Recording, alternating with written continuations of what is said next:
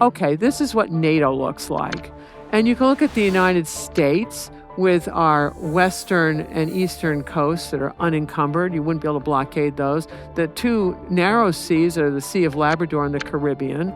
But basically, hard to imagine that the United States Navy wouldn't be able to deploy in wartime. And same thing true on the big peninsula of Europe. Yeah, I get it. Turkey may not be able to deploy, but Spain, France, and Norway, there are these unencumbered coastlines. They'll probably get their navies out.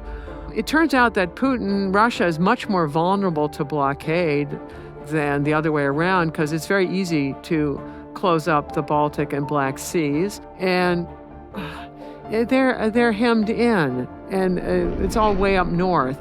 Russia has two really big naval bases, one on the Barents Sea and one in the Bering Sea. But the problem is when they deploy out of those bases, they have to go by NATO territory. So in the Barents Sea, you can see why Greenland and Iceland are so strategic, because for Russia to deploy, it's got to go in between those places.